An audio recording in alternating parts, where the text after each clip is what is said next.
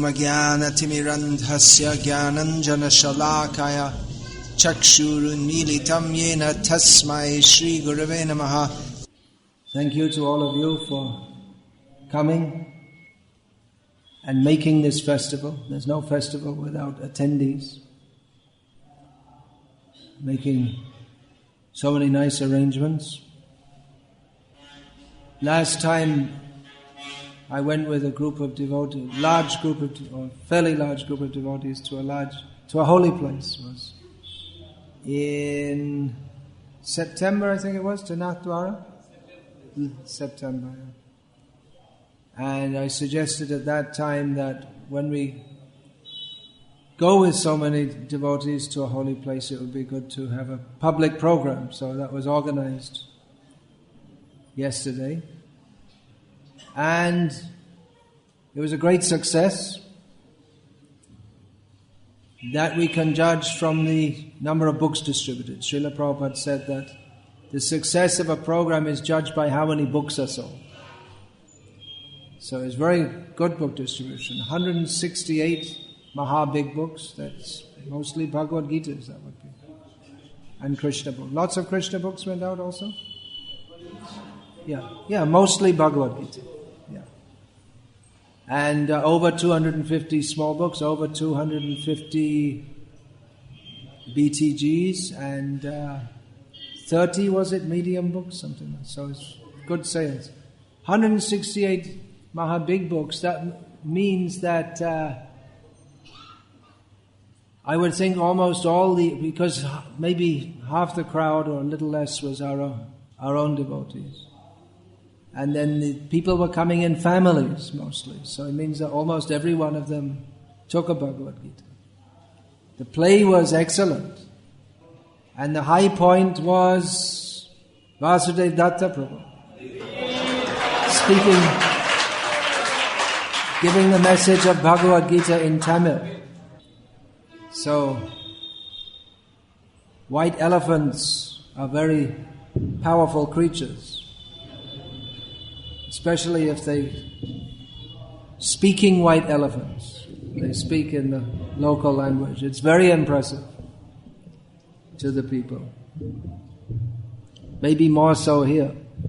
I think there's quite a lot of Hindi-speaking white elephants now in Bollywood, isn't it?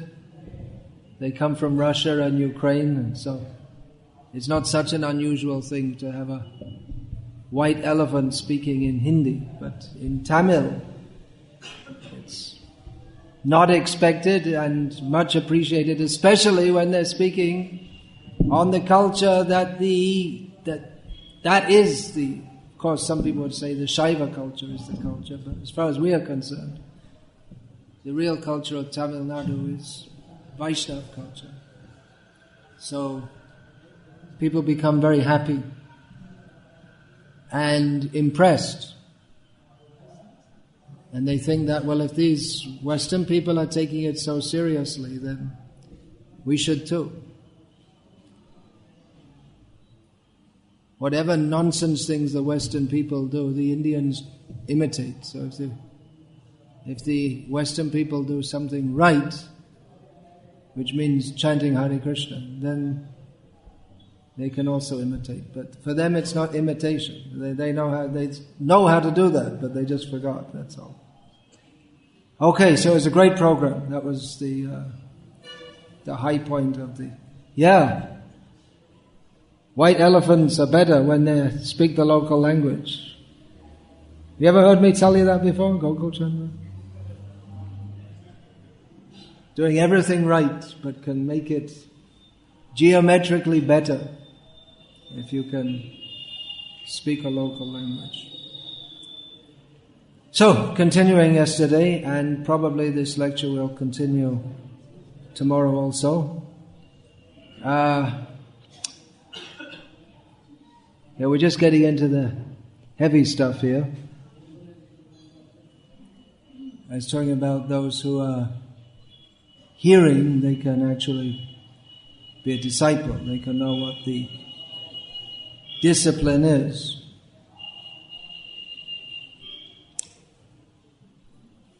They can understand why we are doing, what we are doing, how we should do it. All this comes from hearing. So we should all hear Srila Prabhupada by the grace of some unknown to me meat eaters.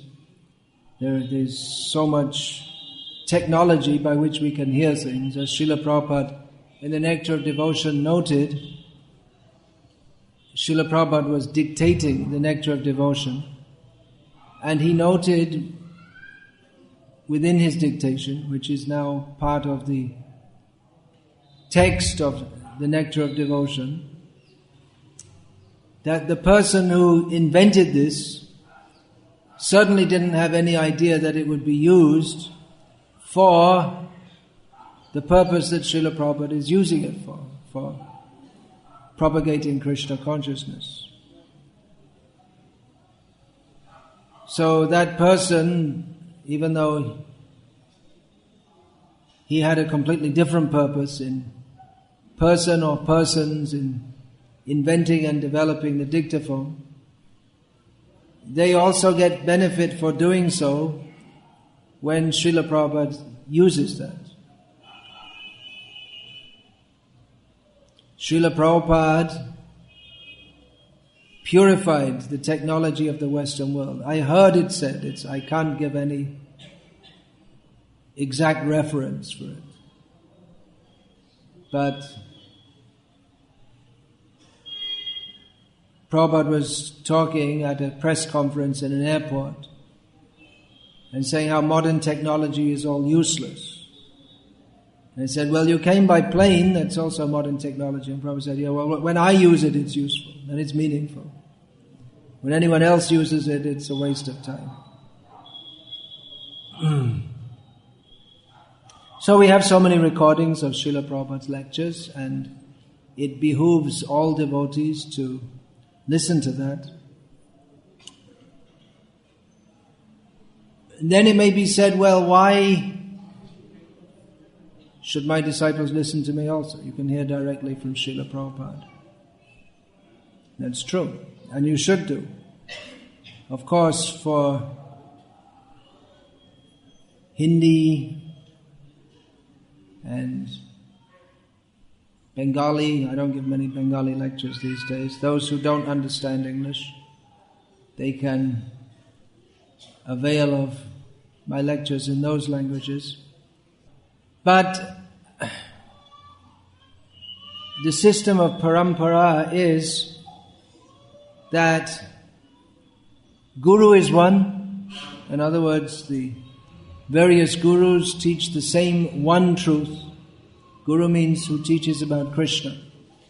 So the Guru is one in as much they teach the same thing, but they teach it the same truth,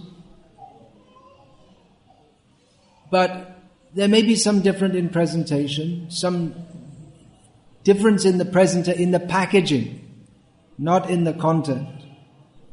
According to Desh Kal Patra, according to the time, according to the place, the time, and the recipient. And also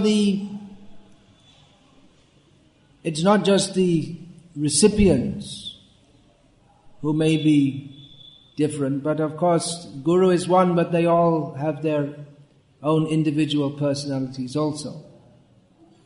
Just like Srila Bhaktivinoda Thakur in many ways differed in his manner of presenting Krishna consciousness, then he differed to previous Gauriya Acharyas before him. His lifestyle was quite different to that of previous Gauriya Acharyas. Then Gaur Kishore Das Babaji Maharaj was also very different to Bhaktivinoda Thakur in the way he lived and the way he preached. He also preached. He didn't go out to preach, but if people came to him, he would speak to them. Devastating style, so that practically no one could live with him. or be his disciple. He only had one disciple because he wouldn't accept anyone unless they were practically on the same level as him. And he was Sakshad Vairagya Murti. He is the very being, the very personage of detachment. And Saraswati Thakur, Srila Bhaktistan Saraswati Thakur, he was also quite different in his manner of presenting and preaching Krishna consciousness. And our own Srila Prabhupada was different to him. So, although the same message is there, but the personalities are different. So, that upholds the philosophy that, or the fact, we call it the philosophy, but actually it's a fact. And when we say philosophy, that, at least in the Western world, that's the word philosophy is usually taken to mean an elaborately developed opinion. But philosophy means to understand things as they are. And so actually philosophy and science, they're synonyms in the true sense of the term, of the terms. So the philosophy that all persons are individual and different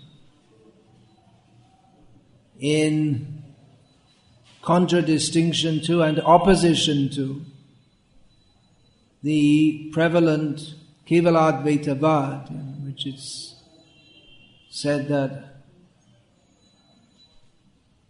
there isn't any person anyway. Everything is all one. So in Parampara, the gurus, those who are actually gurus, who are actually presenting the message of the Absolute Truth, they may have many disciples. And the various disciples, they understand that message as individuals. They may accept it in different ways and understand it in different ways. Even pure devotees, it's not that one absolute truth, Krishna, pure devotees, they all see Krishna differently. There are general categories. Dasya rasa, Sakya rasa, Vatsalya rasa, Shringar rasa. So there are various categories of devotees, but each individual devotee has their individual relationship with Krishna, and Krishna means something different to everyone. And even the same Krishna, how each individual perceives him is always different, because Krishna, he's not static. He's always new and fresh. So we can never predict Krishna, what he is doing. Chanting rounds? Chanting? Yeah, but now is not the time to chant rounds. And please don't put your bead bag on the floor. Need some training.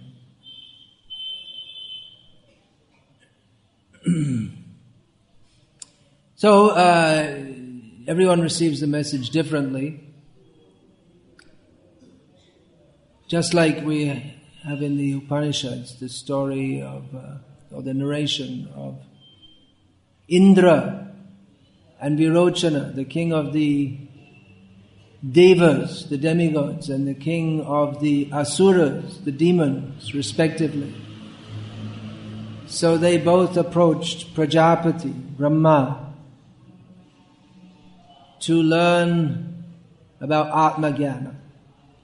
So Brahma told them that the Atma is the body. Okay. So they went away. Then Indra came back and said, the Atma is the body?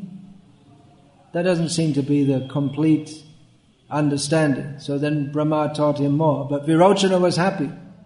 Oh, yes, The body is the real thing. That's all in all. So they both heard the same thing. But one remained stuck at a misunderstanding. Actually, it's not untrue to say that the Atma is the body, but it's far from the complete understanding. When we talk about Atma Gyan, it's not how to pass stool and urine. It's how to stop passing stool and urine.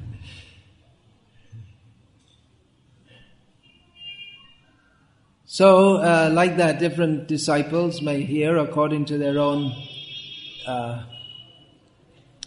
personal predilections what they like to hear. That's why it's stated that one should approach a guru like a blank slate. Now, no one can be totally a blank slate because everyone has so many ideas and impressions from previously. But the general understanding should be that Apanar hita hit kichuina jani. Sanatana Goswami approached Chaitanya Mahaprabhu and said, I don't know what is beneficial for me and what is harmful for me. I don't know. I messed up.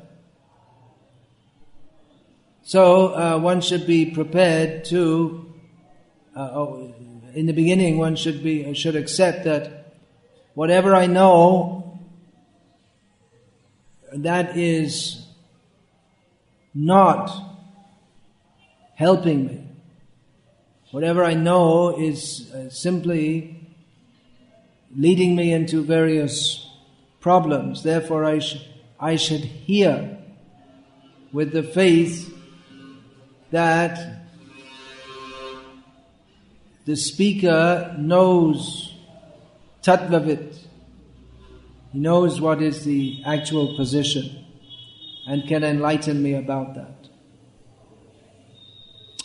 So, there are various disciples of Srila Prabhupada and various disciples understand his instructions in various ways, and Srila Prabhupada gave instructions probably on a wider level of subjects than did any Vaishnava Acharya before him. Because generally Vaishnava Acharyas, they don't teach on the subject of stool and urine again. For instance, to wash your backside with your left hand after passing stool. Now, that's not Srila Prabhupada's greatest glory. He didn't come from the spiritual world to teach us that. But practically all aspects of Vedic culture that Srila Prabhupada's disciples imbibed, they learned it from him. That was actually one of the first things when Srila Prabhupada was in the West, that he wrote back to India saying that the people in the West, after passing, they smear their backsides with paper. It was like shocking to Srila Prabhupada that people are so unclean and low class. So Srila Prabhupada taught various points which generally will be taught by the parents, especially the mother. So the first guru is the mother, not necessarily in spiritual knowledge, but how to live as a human being. Of course, nowadays, the mothers, they don't teach these things. And you'll be lucky if your mother even lets you become a human being without aborting you in the womb. But in the days when there was some culture in this world, then there was no question of abortion. Of course, Vidura recommended that to Dhritarashtra. He said, better kill this Duryodhana before he gets any bigger. So there is one case. But in general, there was no thought of abortion. And the parents took the trouble to teach their children all the basic points, like not putting your hand in your mouth, except how to eat, basic points of how to live as a human being. And the Guru would teach that those things were done, and then the Guru would teach spiritual knowledge. But Srila Prabhupada taught various usages that normally would be taught to children by their parents. So Srila Prabhupada taught on a wide range of subjects, all connected to Krishna. And he taught the rudiments of Vaishnava culture.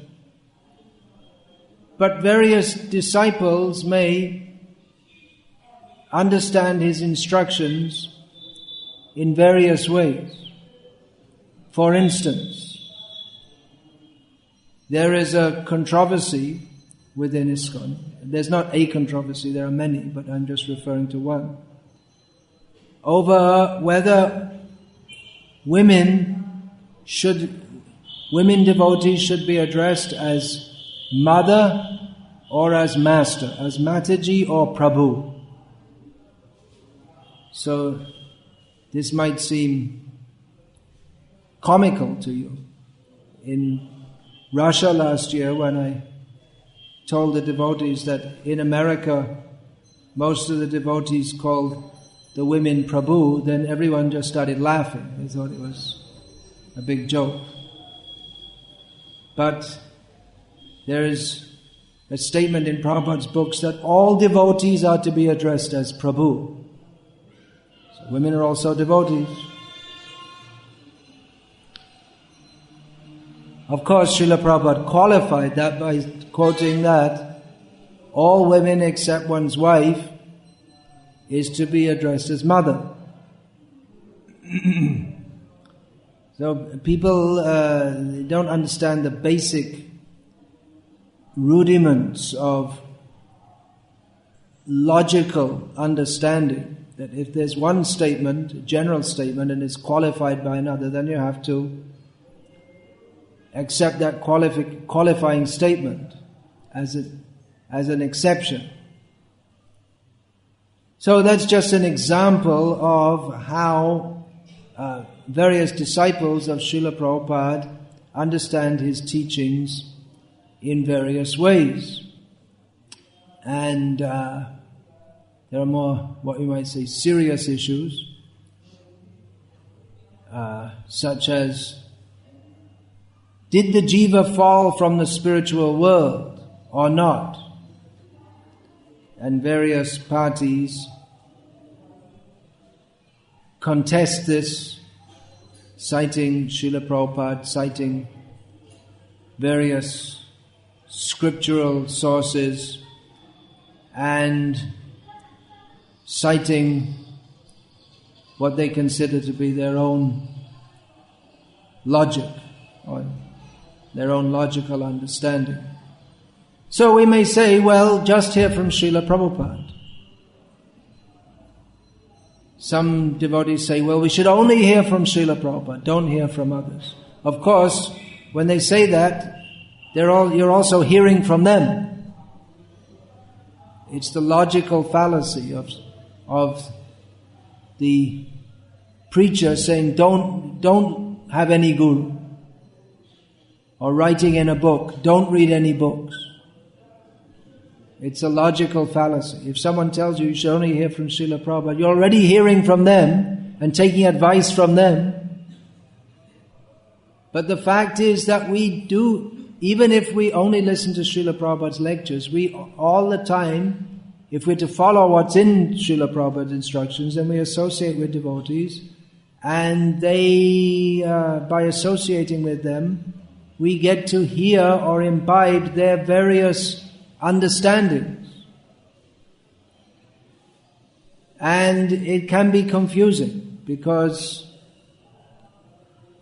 joto mod toto pot. People read Prabhupada's books and they throw it in the khichdi pot of their mind and add some salt and spices of various speculations, and they come up with a very good dish. And everyone's got their own flavor. So it can be confusing. Therefore, it's better to have the various points clarified by, now that can be say, well, who from? Who will clarify? Well, that's a matter of faith. Faith, again, not blind faith, but faith based on hearing. When one sees that there's someone who in practice and precept is following Srila Prabhupada and not trying to interpret according to one's own conditioned understanding.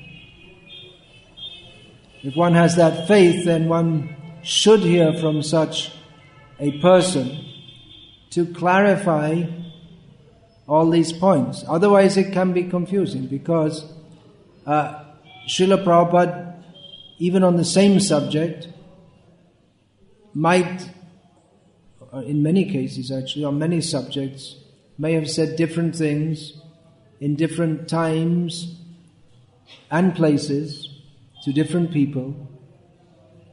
Does that mean that he's speaking in a confusing manner? Well, it may be confusing.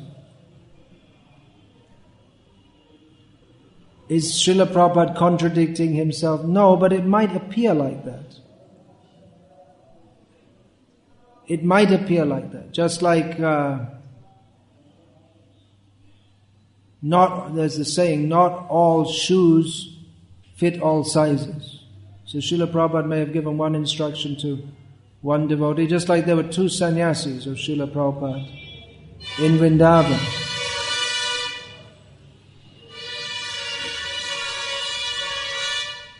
And Srila Prabhupada instructed one that you go traveling and don't remain more than 3 days in any place.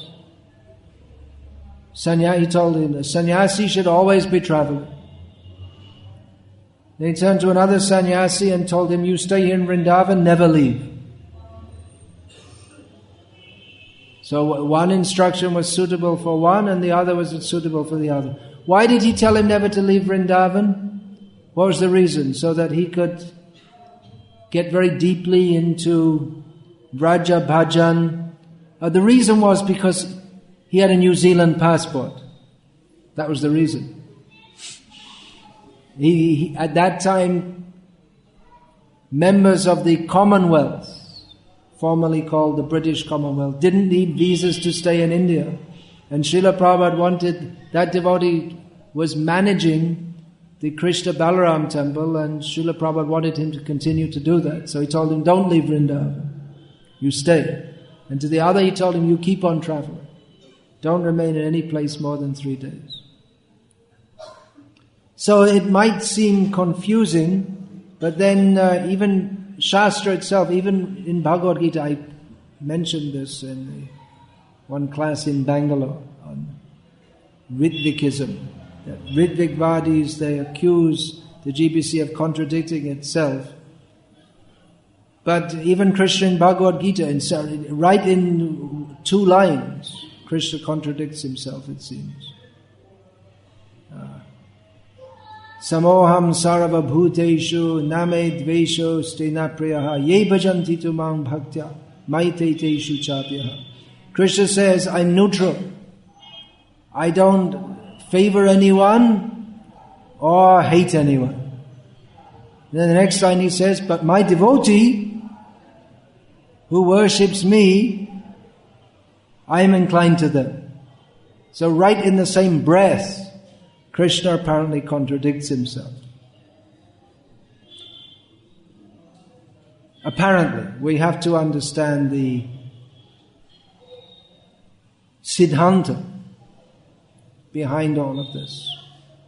What is Krishna just talking like a madman with no rhyme or reason? Did he said something and then he thought, oh, that's a mistake, I'll correct myself. And Vyasadeva wasn't intelligent enough to leave out the mistake. Is this what's going on?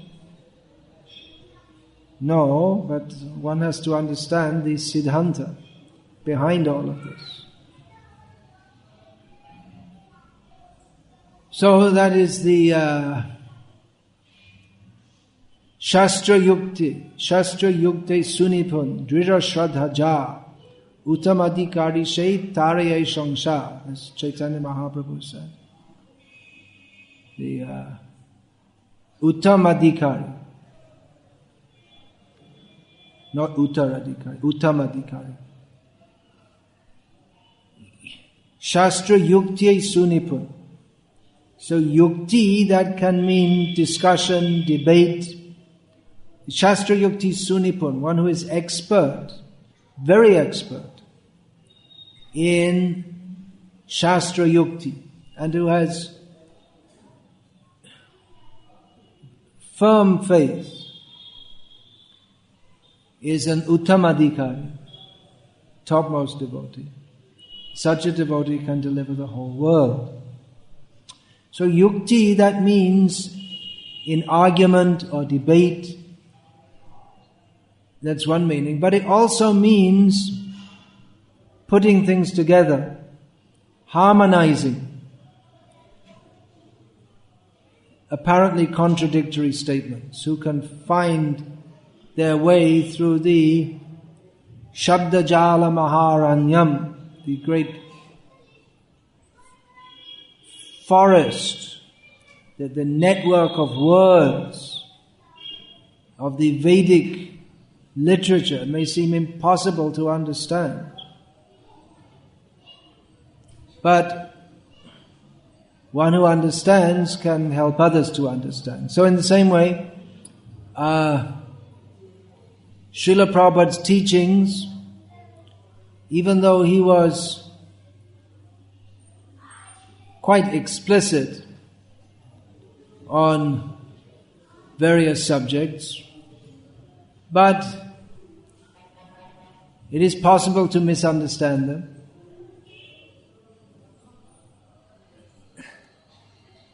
It's quite possible to misunderstand anything, actually.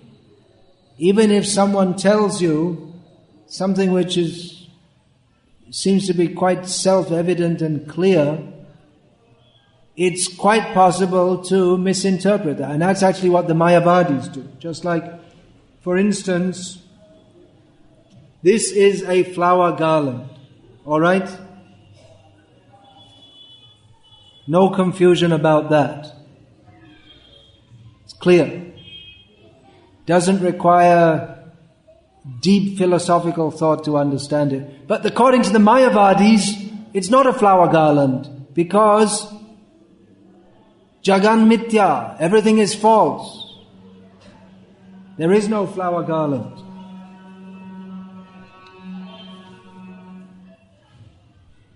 That's what the Mayavadis say. Everything is false in this world. Only Brahma is Satya.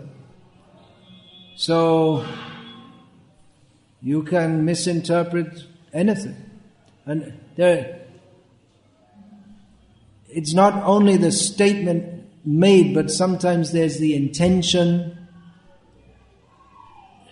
Sometimes someone says something, but their intention is different, and one has to be very discerning to understand what is the intention. Just like Krishna told the gopis when they came to him at night, you'd better all go home. It's not very good that you've come out at night, you all go home. He didn't want them to go home. He called them to come with him, but he told them to go home. They didn't go home. Krishna didn't expect them to go home. But maybe you could fault the gopis. You see, Krishna told them to go home. Actually, Krishna was good, but the gopis corrupted him because they insisted on dancing with him. You could interpret it like that. I mean, God has given the jiva great imaginative faculty. But when one discovers that by exercising my imaginative faculty in life after life, I imagined I would enjoy by eating meat, and I ended up as a tiger. And although it might have seemed to be good fun, actually it's not much fun, because you get all these people hunting you, and then most of the time you're hungry. And anyway, whatever species of life you're in, we have to suffer birth, death, old age and disease. So when one discovers that my imaginative faculties, by which I imagine that I can enjoy this material world, it doesn't really help me. I should stop imagining and try to find out what actually is reality. Then we have to hear from persons who are cognizant of that reality. So we should hear from Srila Prabhupada. Srila Prabhupada is perfectly self-realized. Actually, even we say self-realized, but it's the term suggests that at some point he had some realization. But it's not like that. It's not that Prabhupada became self-realized. He's pure devotee of Krishna. He's always realizing Krishna. As Srila Prabhupada said himself, there was no time in my life when I was forgetful of Krishna.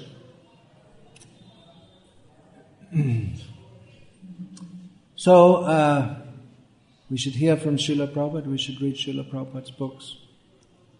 But it's also important to hear, and I'm telling you as my disciples, you should also hear me, which you're doing at the moment, I hope, because hearing doesn't just mean sitting in proximity to and not falling asleep.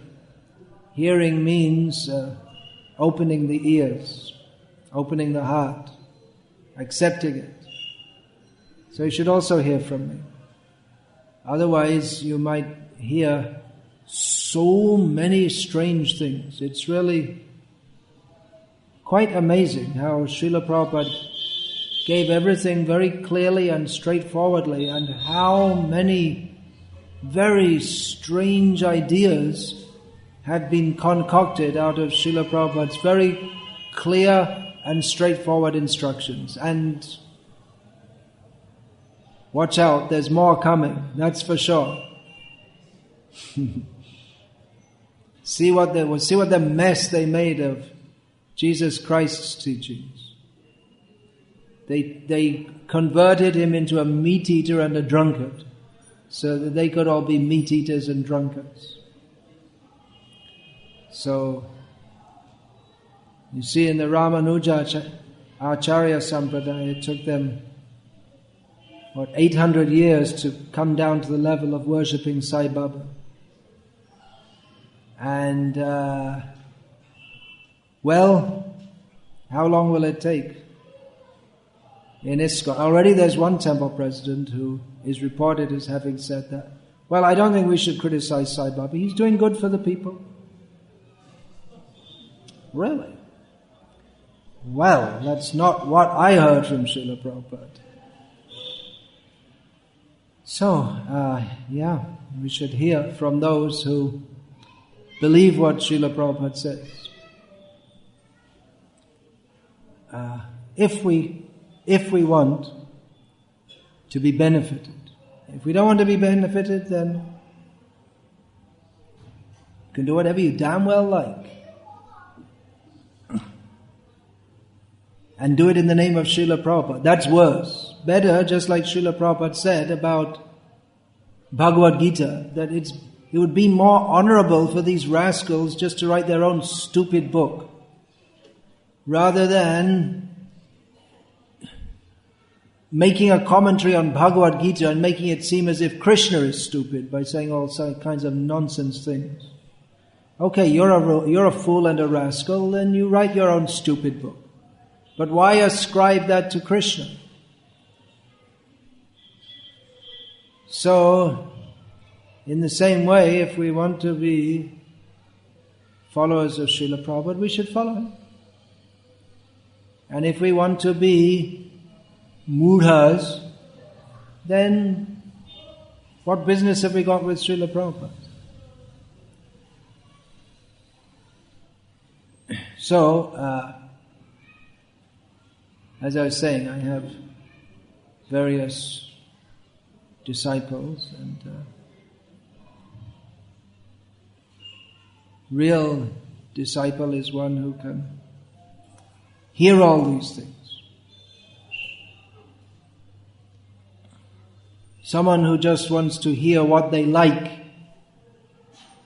they cannot really be a disciple. I would like to hear about this Leela and that Leela. It's good if you like to hear about that. The desire to hear about Krishna's Leela is very good. But we should be prepared to hear what Krishna states in Bhagavad Gita. That comes first, before we listen to Krishna's Leelas.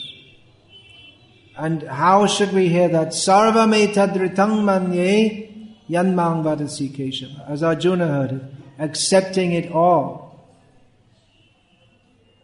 I'm told that in some ISKCON centers that they have the daily Bhagavatam class, and when they come to some verse or some purport which they think is too heavy or unsuitable, they just skip over it. That's one form of editing. Srila Prabhupada said this, but we're not going to say it because we don't think it's suitable. So, in this way, people get the impression that some of the things Srila Prabhupada said are better than others, or some things he said, they're not suitable for the public, even though we're distributing these books to the public. It's very dangerous and offensive way to reinterpret Srila Prabhupada. So, at least, I'm not going to do that.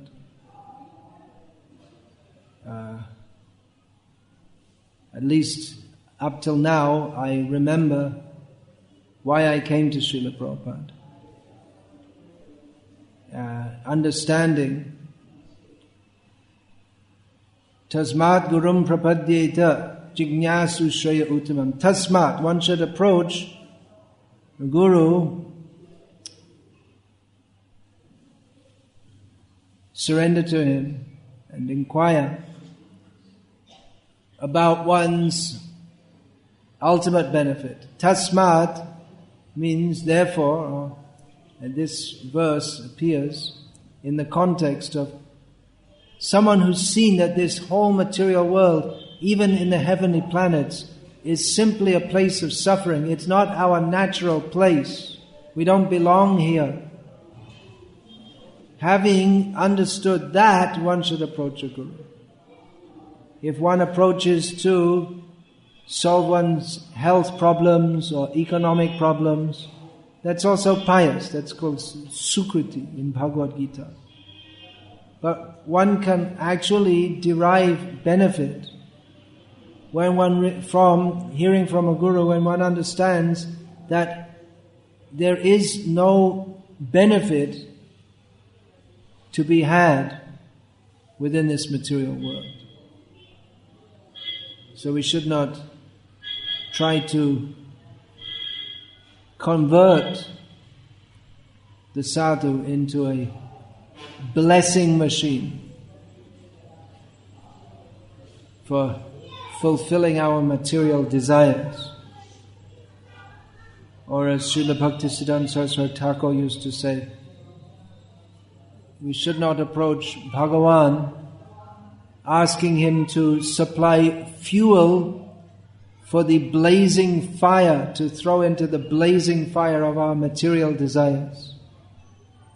Not for that, but rather, Bhava Mahadavagni Nirvapanam, to extinguish that fire, the fire of material life. So, I consider myself fortunate, and actually I am fortunate in that I have faith in that what Srila Prabhupada says is correct, even if some of the things he has stated may be difficult to understand. Just the other day I was looking at the rising moon and considering that according to modern scientists it's 225,000 miles away. Is that the right figure? Something like that. It doesn't look that far away, but then according to Shastra, 95 million miles away, which is a lot further. So either way, it's difficult to understand. But anyway, we accept Shastra. And the moon, and it's just one subject, but there may be various subjects which are difficult to understand. But we should have faith that Srila Prabhupada spoke according to Shastra. As Srila Prabhupada himself said when his personal servant Purushottam lost faith in Srila Prabhupada because while the first manned moonshot was being broadcast on TV, Prabhupada was watching and saying it's all a hoax. And Purushottam didn't believe that. He thought Prabhupada is a hoax. So then he left Prabhupada's service. And Srila Prabhupada later commented that I could understand that he might not believe me, but why should he disbelieve Shastra? That's a very telling statement. Srila Prabhupada didn't ask anyone to believe him per se. Believe me because I'm saying it. No, Prabhupada, he never said that. It's very important understanding. Srila Prabhupada said, you should believe me because I'm speaking according to Shastra. Very important statement. Therefore, I took exception with one of my godbrothers who wrote a book full of various unascertainable or statements, and stated that he's getting this knowledge, as he called it, or these speculations, from a previous life and from contact with a platform of cosmic consciousness. And then anyone can say anything. He's saying, I know, and you just believe me. That's all. But Prabhupada never said that. He didn't say, I'm a pure devotee of Krishna, therefore just believe what I say. He said that we have to follow what is in Shastra, as received through parampara. A disciple should present the knowledge he has received from Shastra through his Guru. That is the perfect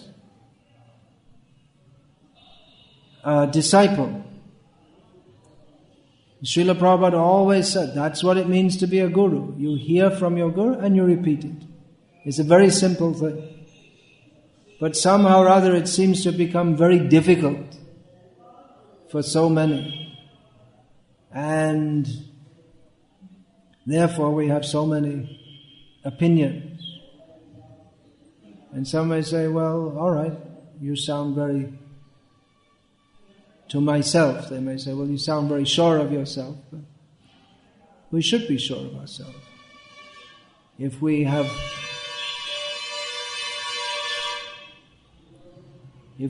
from Srila Prabhupada, and we should be sure. If we're not sure, then we shouldn't be teaching. You may say, well, someone else may be sure, but they may say something else.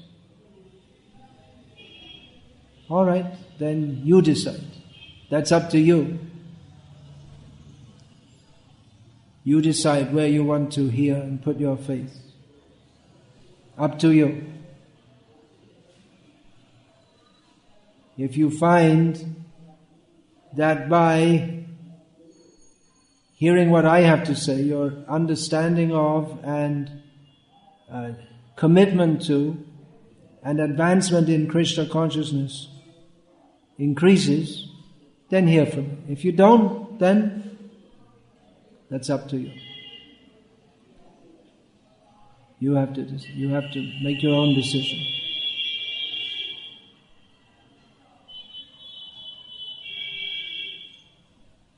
As I was saying yesterday, some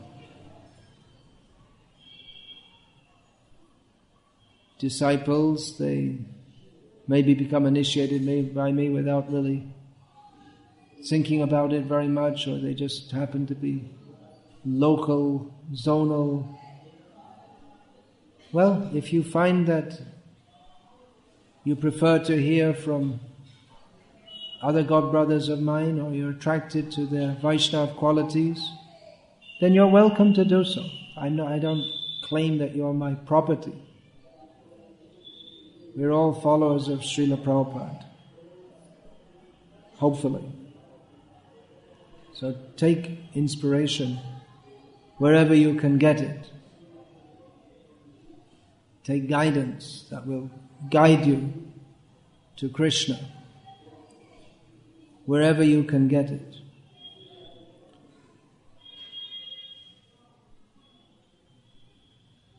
So, it's true that I'm talking about myself here because you're here, mostly all my disciples. So, to understand how I perceive my role, you're here today to glorify me as your guru. So yesterday I was speaking about that, and today I'm continuing that and speaking now maybe somewhat personally instead of just principles. Because, as I was saying, guru is one, so that's true. But also each one guru is a person. And various persons relate to various other persons in different ways. So, I'm trying to explain to you my perception of how I see my role in my service to Srila Prabhupada, in accepting disciples.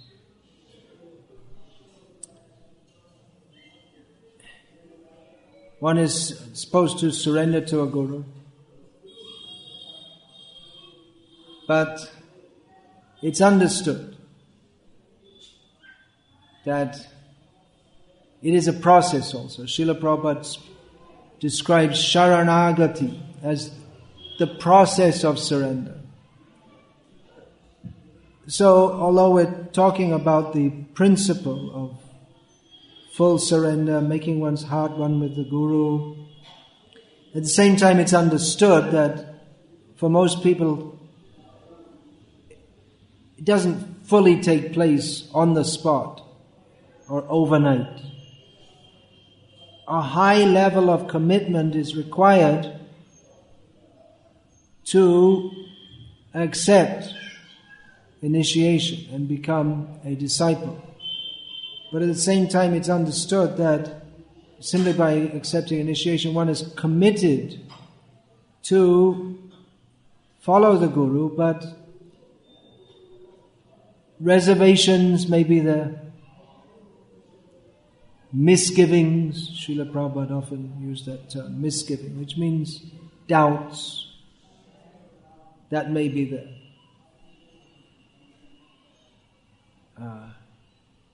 Ideally, there should be a good level of trust between the Guru and the disciples. Srila Prabhupada had a lot of faith in his own disciples. He would send them off. You go to Japan, you go to Australia. They with hardly any training or background, go. They hardly knew anything about Krishna consciousness. Nowadays, the devotees who are sent out to different parts of the world and to different places to start new centers, nowadays, those devotees would be considered complete neophytes because they hardly knew anything. But Prabhupada sent them out. Go, do it. No one would dream of sending out such neophytes. But Prabhupada empowered them. He had faith. You go and do what I tell you. You go chant in the streets, hold Sunday programs, hold your regular morning programs, and Krishna consciousness movement will spread. And it did. As one professor, I think that was Thomas Hopkins, he was one of the few people in America at the time when Prabhupada went there who had any idea about Vaishnavism. He studied it in the university. And he happened to meet some of Srila Prabhupada's early followers before he met Srila Prabhupada. This is 1966. And he was astonished that these people had such deep faith in Krishna consciousness, but they knew so little about it because he himself knew much more. And he couldn't put it together. How have they got such faith, but they don't really know what they're talking about? He said he couldn't understand it until he met Srila Prabhupada, who had full knowledge and full faith and inspired such faith that on his order, go to Japan. You mean San Francisco? What was that? Japan? Oh yeah, I remember. Made in Japan. Okay. Actually, in those days, Japan wasn't even much known as a country. Okay, there was a time when Japan, made in Japan, meant it was rubbish. There was a time. So, Srila Prabhupada sent out devotees, and with faith in his order, they went through all kinds of difficulties, getting arrested by the police, so many things. But Prabhupada had faith in his followers. He had faith that they could carry forward the movement after his departure from this world. Although some will contest it, he had faith that his disciples could themselves accept disciples and be gurus if they simply followed what Srila Prabhupada said. Practically, Prabhupada made his disciples gurus in the very first days by sending them to countries where no one knew anything about Krishna. So they became, in one sense, the gurus for the whole country or the whole area where he sent them to. So Srila Prabhupada had a lot of faith in his disciples. Of course, some were particularly close. As the number of Srila Prabhupada's disciples increased, obviously he couldn't train them as he did his first disciples in a very intimate manner. But he trained a few men very closely, and he expected them to train others. So there were some disciples who no doubt were very close to Srila Prabhupada. And sometimes it's quoted, you see, this devotee, Srila Prabhupada called him so many bad names, rascal, fool, this, that and the other. And some people quote that to say, you see, Prabhupada called him a rascal and a fool. He must be. You see, you have to accept what Prabhupada said. Well, here there's a case for interpretation. The proper proper understanding, according to Vaishnava principles, is that Srila Prabhupada had such trust in that devotee that he could call him a rascal and a fool, and he wouldn't get upset and run away. And there's also the case of instructing the daughter-in-law by instructing the daughter. That the daughter-in-law doesn't have she's new to the mother-in-law. She has to be trained according to the local house rules. So the mother-in-law rebukes her own daughter for the mistake that the daughter-in-law is making. Actually, that she's telling the daughter, her own daughter, you fool, why do it properly? But actually that instruction is meant for the daughter-in-law, but it's given indirectly. So there's another example of how Srila Prabhupada's teaching, so to be understood, or his teaching method is to be understood. It may not be always direct. So in the same way, Srila Prabhupada, maybe he couldn't say everything directly to certain disciples because they didn't have that much faith in him. Prabhupada could perceive that. So, as not to put at risk their tender faith, Srila Prabhupada might deal with certain disciples in a manner that he wouldn't deal with disciples who had greater faith in, who had taken the tests in the past. So that may be with me also, that I shouldn't say everything to everyone. Certain things, if I say, it may disturb certain disciples' minds, but those who I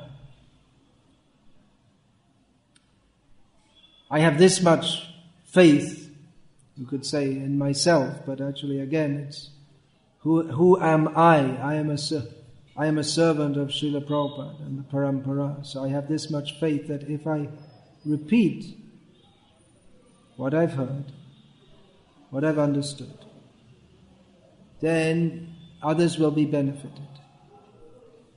And practically, we can see that because I try to emphasize the things that Srila Prabhupada himself emphasized.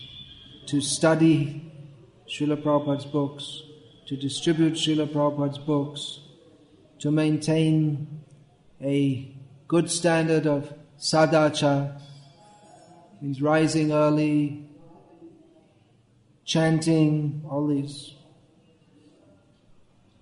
So I'm confident and practically I'm seeing that if, and I can say that to you, that if you follow what I say, you will be benefited. That you have to do, you have to decide yourself. You already decided, I guess, by becoming my disciples. So, we all have various preconceptions, prejudices, but if we put them aside and are prepared to submit ourselves as a blank slate, then we can benefit, certainly. I was saying how Srila Prabhupada, he had many disciples, he didn't personally interact with them, with all of them. When I joined ISKCON, there was no question of just walking up to Srila Prabhupada. First time I physically saw Srila Prabhupada, he came for 1 day in a year to England. It was about 24 hours period, and then he arrived around midday, and the rest of the day we missed him at the airport due to some mix-up. And then he went to his room and stayed there. He didn't come out. He just spoke to some senior disciples. So the whole half day he was there, we didn't see him. Then he came down in the morning for deity darshan, accepted Guru Puja, gave class, very philosophical class, and then he left. And he came from Paris and went to Bombay. So we were told not to write letters to Srila Prabhupada because it's understood, how can he answer so many letters? Srila Prabhupada, he used to, in the early days, he would write long letters to his disciples, but later he said, later he told the devotee, you ask, first of all you read my books, and then you ask these senior devotees who have already trained in all these things. They all know these things. So, Srila Prabhupada expected his disciples to follow his example. He said that he wanted all of his disciples to have 10,000 disciples each. I don't have anywhere near that amount. I'm not really in a great hurry to... I guess I should do because that's Prabhupada's instruction, but I'm not really jumping after getting more disciples. But it's inevitable that as the number of disciples increases, that the personal interaction, especially with the newer ones who are coming, may not be so much. Therefore, devotees are arranging these yatra, we call it, so that there'll be the opportunity for devotees to associate together, to hear. Again, we want to do the next ones in the summer. That will, maybe not in a holy place. I'm thinking in South India I'll speak in English. In some place, Gokul Chandra Prabhu he's thinking of arranging it in a hill station because after all, it's pretty hot in India in the summer. So the idea is just 7 days we'll have Shravanam Kirtanam, that's all. And then I'm thinking in June, I already spoke to devotees in Surat. We'll do the same thing in Hindi. So I'm waiting for a reply to fix the date in Surat, and then we can fix the date in South India. So sometimes we can go to holy places, but we can go to unholy places, and by your kirtan you can make it holy. So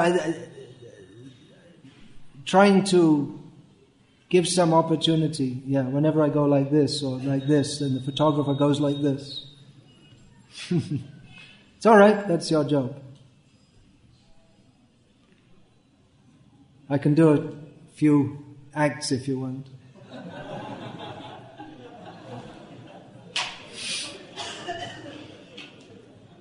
It's all right, it's okay. He can do. That's his job. That's his seva. But I don't want to start acting.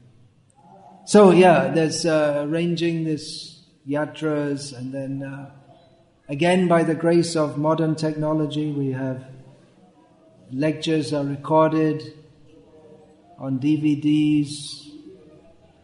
Madhav Prabhu is going to give you all a gift of DVD with lectures. I think most of them are not released before, is it? New, with 400 lectures. Is it? First silver-coated 9 GB DVD in ISKCON with 400 lectures. 400 lectures. That's in English. And then there's another one in Tamil, that means English with Tamil translation. 150. That's also new. So many thanks to Madhav Prabhu for this. And also the lectures are out on the internet. You uploaded how many on the internet? 1,000 lectures. So if you have an internet connection better than most people in India have, it means if you're living in a metropolitan city, you can download them. Most places I go to, the connection's not that good. But last year, it was put up when last year? In the middle of last year. Which month? You started, yeah. All right, okay. So in 1 year, there have been how many downloads of lectures? 55,000. Huh? In 120 countries.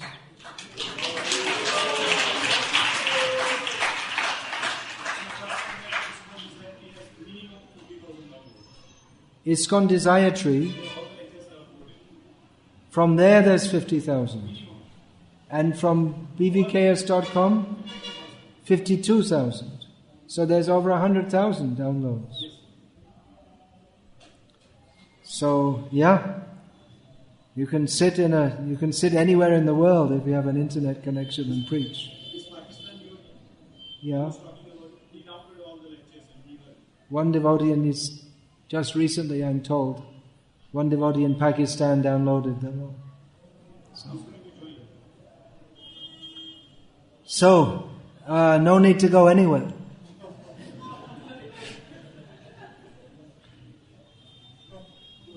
You can just sit in a plastic, what's that? Sit in a plastic container somewhere and preach. Anyway, it's nice to travel also. But I also have to sit and write books.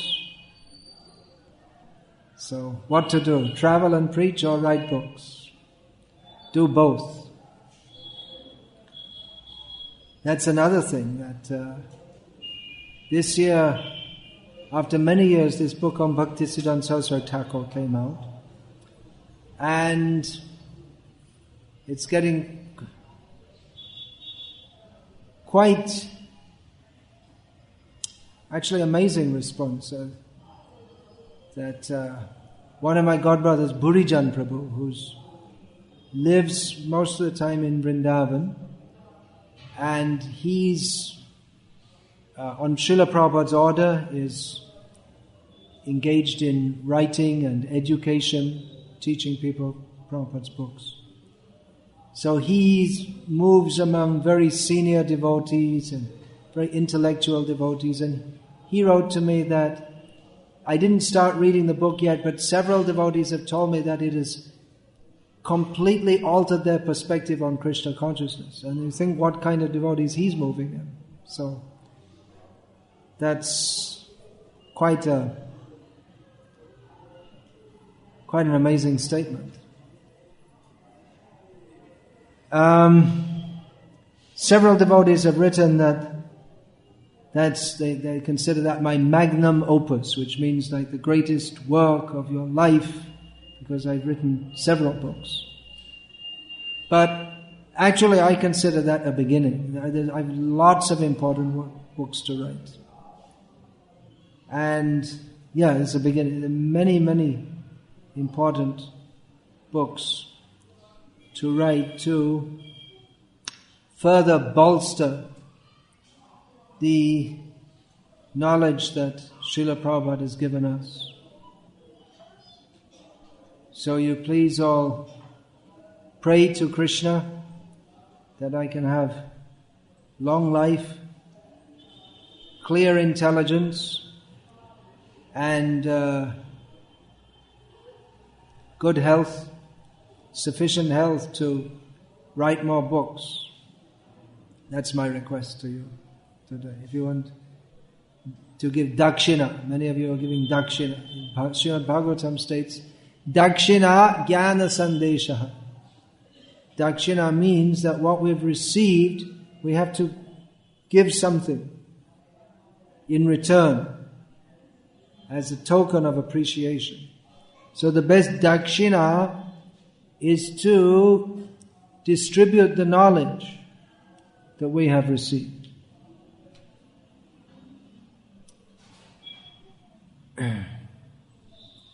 So I'm trying to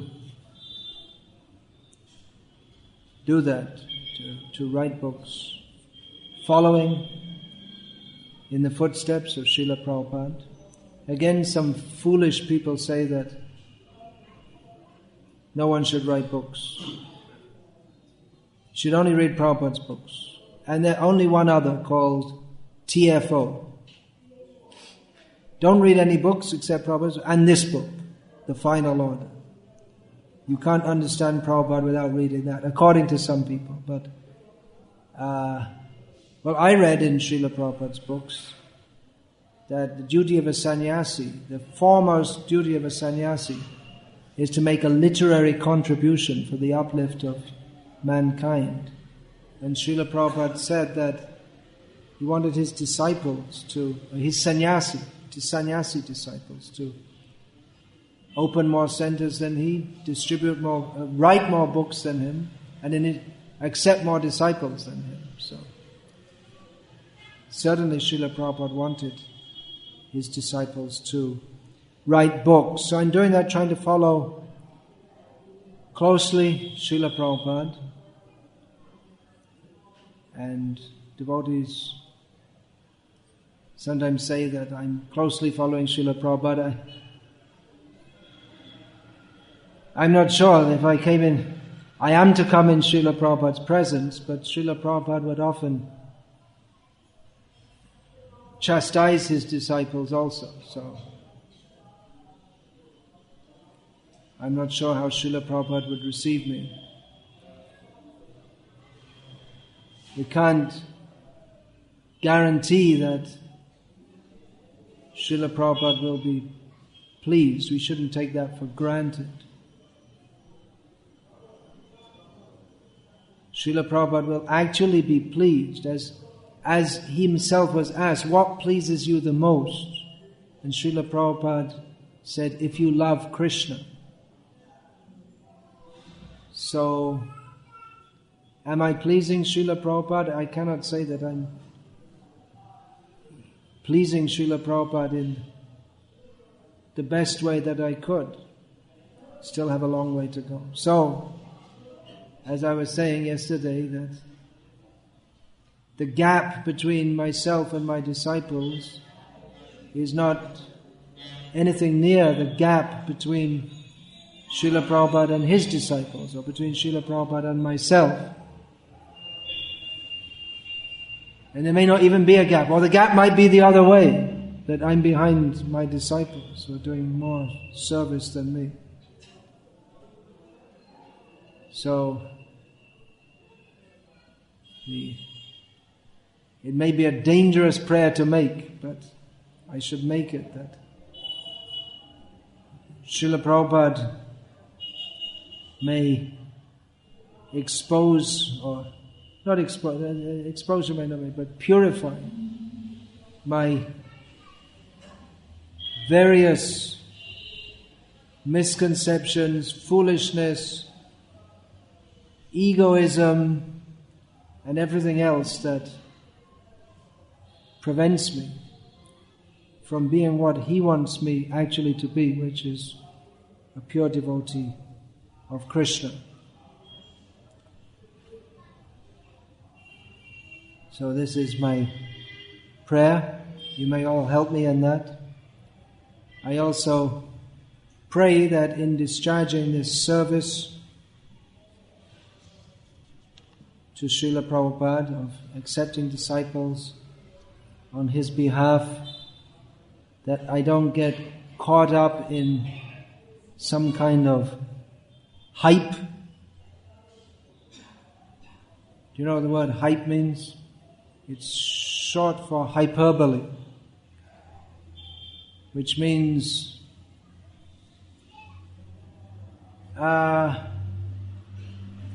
just inflated, artificially inflated praise and just some kind of euphoria that the Guru, and everyone goes, I'm not much interested in it. I guess that's inevitable to some extent. But I don't. Maybe it can be used in Krishna's service also. But my own personal preference, maybe I shouldn't even desire my own personal preference, but I'm not much desirous of being a fashionable icon who's top of the guru league these days. Who's a big guru, who's a small guru, who's a medium guru. Not much interested. If anyone can help me in my service, or if I can help anyone in their service, I should be happy with that. We should all be happy with that. It's certainly Srila Prabhupada, wherever he went, there was tremendous euphoria around him. Devotees would just, in the airports especially, they'd forget everything and they'd just jump up on the steps and be crying and shouting and banging their drums, and there's all these people, businessmen walking. What's going on? It's just, devotees were just, they were so ecstatic upon seeing Srila Prabhupada, they just actually forget everything all around them and proper behavior. They were so ecstatic. Srila Prabhupada came from the spiritual world and he brought the spiritual world with him. So that's nice. And Krishna consciousness does mean bliss, actually. And that we can experience. These kirtans, these enthusiastic kirtans, they are blissful. So we're not saying that smiling is banned, but nothing artificial. That's the point. We don't want this, oh, my Guru's the best. He smiles at me. Oh! We're not interested in that.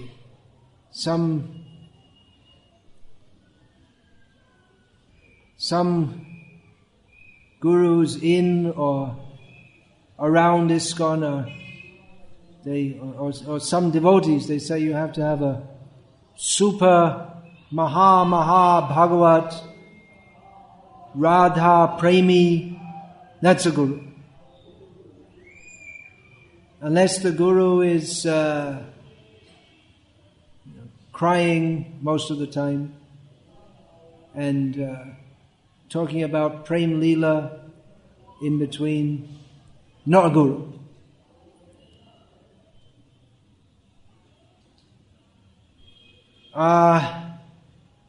Those who say like this, it may be that in doing so they are undermining or indirectly criticizing Srila Prabhupada, inasmuch as Srila Prabhupada himself wasn't like that. Srila Prabhupada, he mostly preached from Bhagavad Gita. Mostly. Not that Bhagavad Gita is devoid of Vraja Prem, but it's a philosophical presentation. Srila Prabhupada was always presenting the philosophy of Krishna consciousness for our understanding. And also, those who say that to be a guru you have to be a super Maha Bhagavat 1008, definitely a gopi, can't be anything less than a gopi, couldn't be just one of those useless cowherd boys, have to be a gopi. So anyone who says like that, indirectly they are minimizing the extraordinary mercy of Srila Prabhupada to act through his disciples, to convey the message and the spirit of Bhagavad Gita in the same way that Srila Prabhupada himself did. Just like Srila Prabhupada, as I was saying, he sent disciples to far-off countries, and they, in many cases, they had the same effect in their preaching that Srila Prabhupada did. Even though in many ways they were neophyte devotees, their knowledge of Krishna consciousness was very little, and their advancement in Krishna consciousness was very little, apart from their extraordinary faith in Srila Prabhupada for the experience of Krishna consciousness that he'd given them. And that faith in Srila Prabhupada, because that faith that if they do what Srila Prabhupada says, they need to repeat what he says and to live according to that, then other people can get the same message of Krishna consciousness. And that's how the parampara works. That's why Srila Prabhupada was effective in spreading Krishna consciousness, whereas others were not effective. There are so many preachers of Hinduism or Bhagavad Gita, they were not able to give the message of Krishna consciousness because they didn't have the message of Krishna consciousness. They didn't believe in Bhagavad Gita as it is.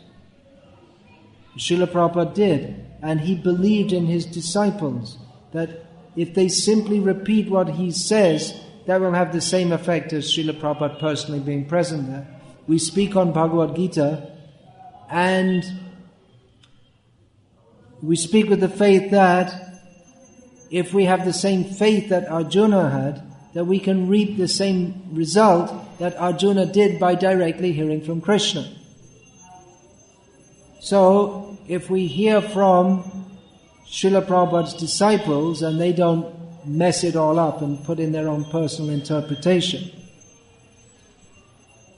then we'll get the same result as hearing from Srila Prabhupada.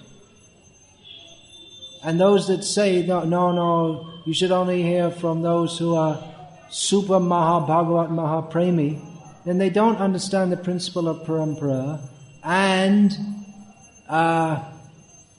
they're undermining the mercy of Srila Prabhupada, and they're also introducing a non-parampara element in as much as they're introducing instead of the scientific understanding of Krishna consciousness, Shabde Parecha Nishnatam Ramanyu Pashamashrayam. These are the two symptoms of a guru given in Shastra, that he should be fully immersed in the teachings of Shastra and should have taken shelter of the Supreme Personality of Godhead by the Parampara system. So these two broad categories, they are ascertainable. One can see, one can judge if a devotee's absorbed the message of Shastra and is living according to that. But whether or not one is a Maha Bhagavat Super Premi, that's, how can you tell? There's so many Sahajiyas. Generally the Prakrita Sahajiyas say that, or make a show of that. Srila Prabhupada didn't make any such show. He naturally executed the function of a perfect disciple.